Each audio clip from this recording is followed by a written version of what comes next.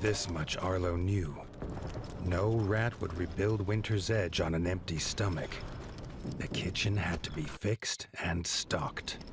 Leaf suggested Arlo visit the Night Eyes of the Golden Forest, known for their hearty food. Arlo hoped rat wasn't the key ingredient.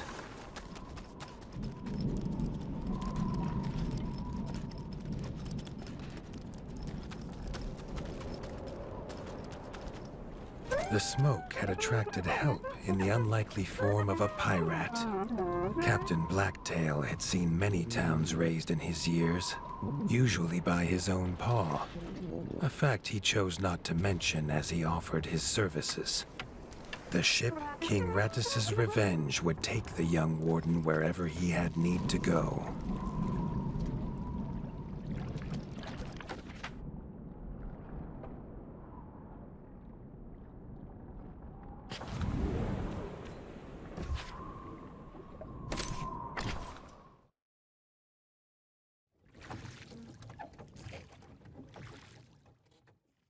The autumnal gold canopy glimmered in the sunlight, held high by the silver boughs.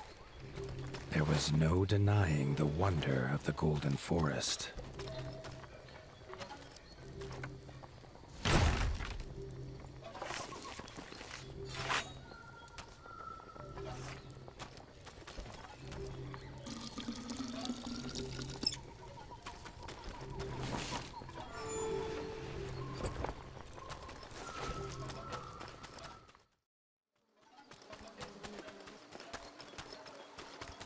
The peace Arlo found beneath the leaves was not to last.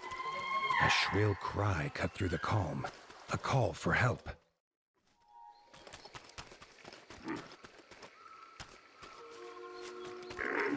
The hoots came from inside the bug farm, along with a stench of pond scum and villainy. A frog trap.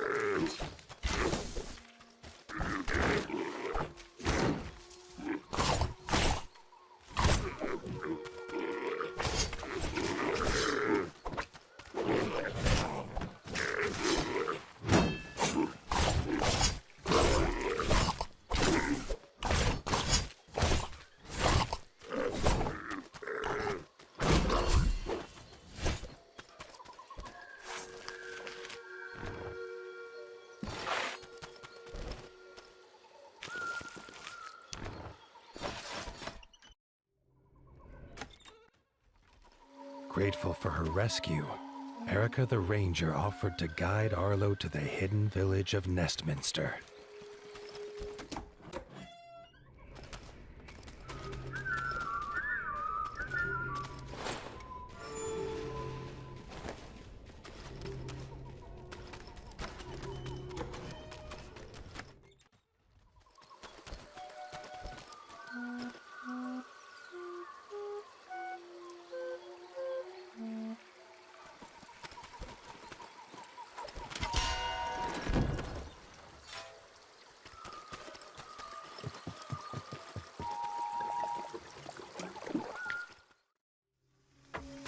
Nestminster's entrance was guarded.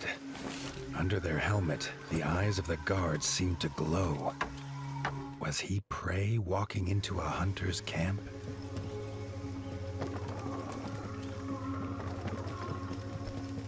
Arlo could not help but gasp at the sight. He had never seen a place so ornately crafted. It was nothing like the cold stone of home. The Parliament was deep in session when Erica and Arlo entered. The Night Eye elders listened, still as statues, to the pleading of a chef whose daughter Frey was missing. Erica threw herself forward, proclaiming she would rescue the chef's daughter and needed no help. Then she was gone, leaving Arlo to face the elders alone. The elders' staring eyes unnerved Arlo, but when they asked him to protect Erica, he did not refuse. Frey's father told them she wanted fish for a new soup recipe. He told her never to go to the dangerous Moonlight Pond, but she was stubborn as she was brave. The chef handed Arlo a few poison antidotes without explanation. Arlo wondered what could go in soup that would have him so scared.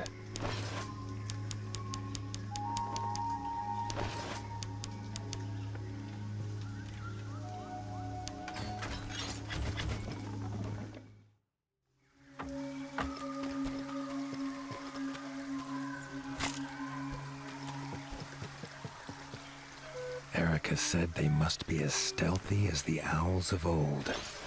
She gave him a bow carved from the silver boughs, quiet as a whisper and deadly as a talon.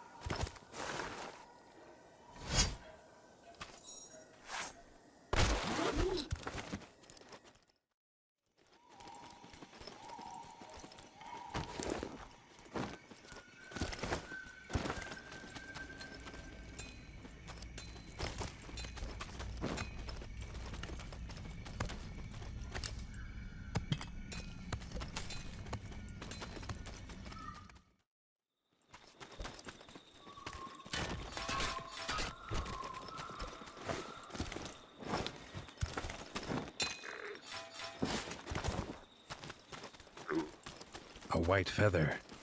Erica knew it was Frey's. They were on the right path.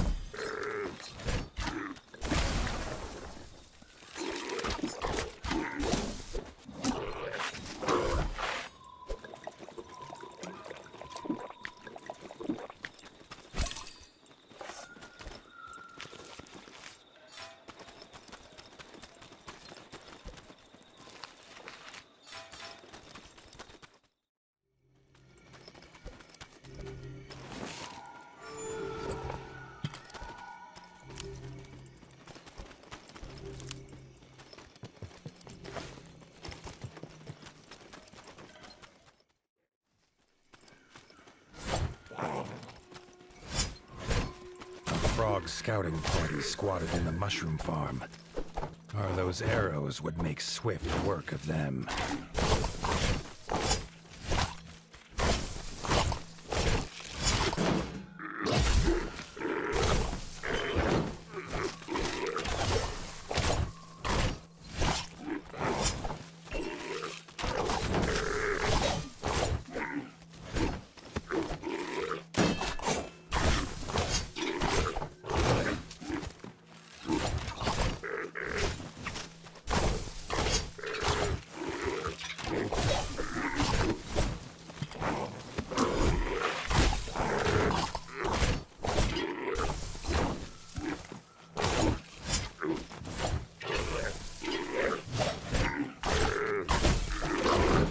Emerged, shaken but grateful. Arlo had never met striped snouts before. Badger brothers Marco and Lorenzo's keen eyes had seen Frey go by, headed for the pond.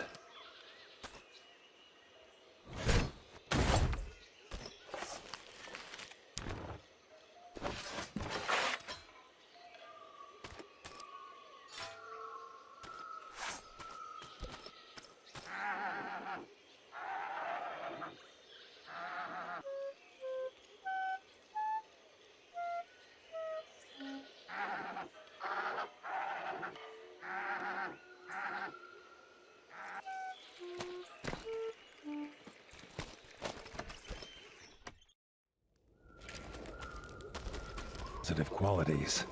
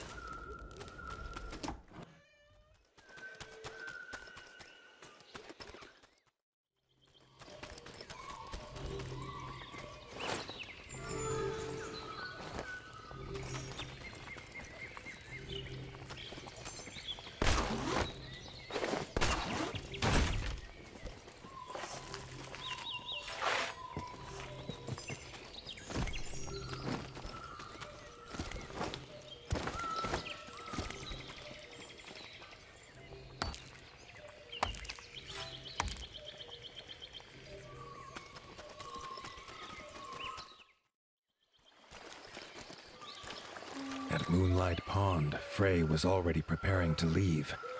Her hunt, it seemed, was not done. With a hoot about an egg, she was gone.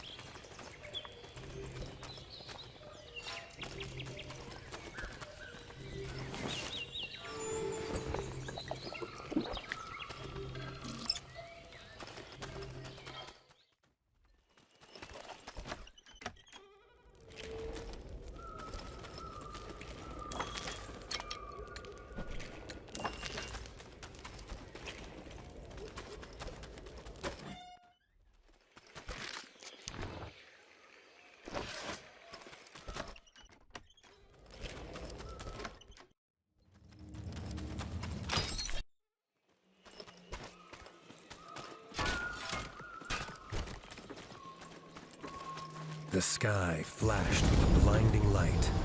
Suddenly, towering before him stood an imposing figure, his flaming sword heating the air around Arlo. Thrusting his sword into the air, the stranger imparted his gift onto the young warden.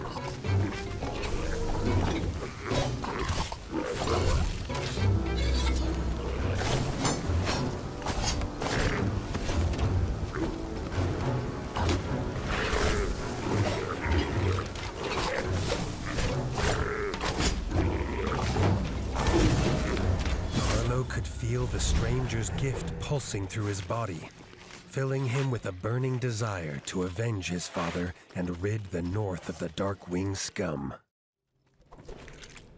Tunnels are rarely used by Night Eyes, who prefer an open sky above.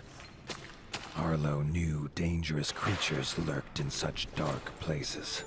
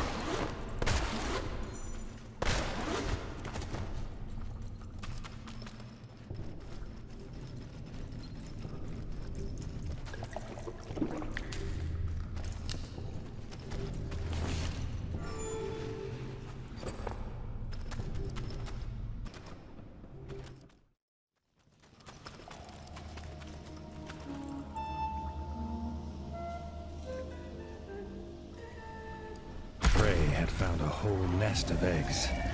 She was uninterested in who the owner might be, but the mother slither scale was very interested in her.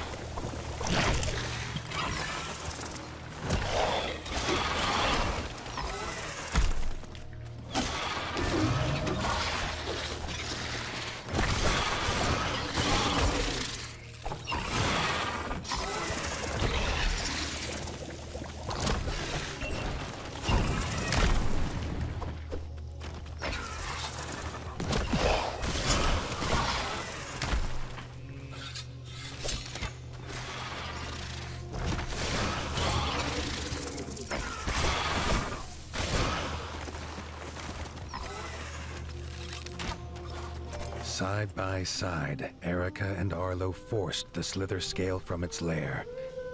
Erica would not leave Frey to travel alone. They would see him back at the Parliament.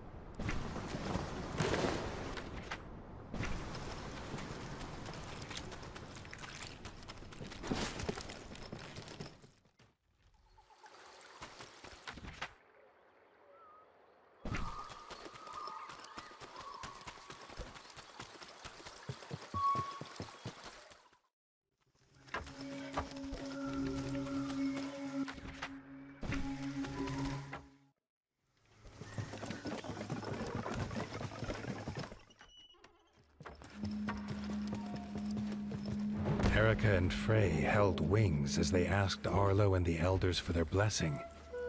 They wanted to leave and start their own kitchen at Winter's Edge. All agreed. Arlo hoped slither scale eggs would not be on the menu.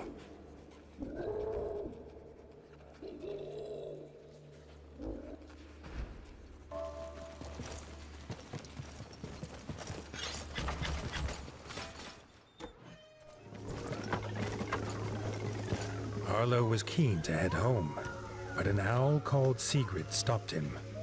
As Chancellor, she had a budget for someone to deal with the local slither scale problem. If he wanted the job, he best join her in the Rangers Guild.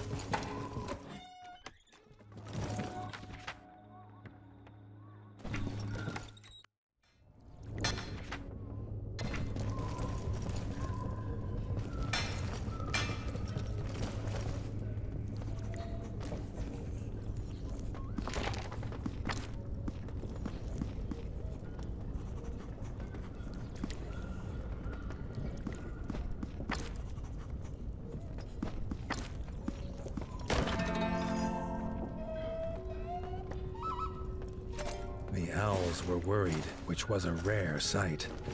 A slither scale nest was nearby with a fresh clutch of eggs. The nest had to be destroyed before they hatched and unleashed chaos.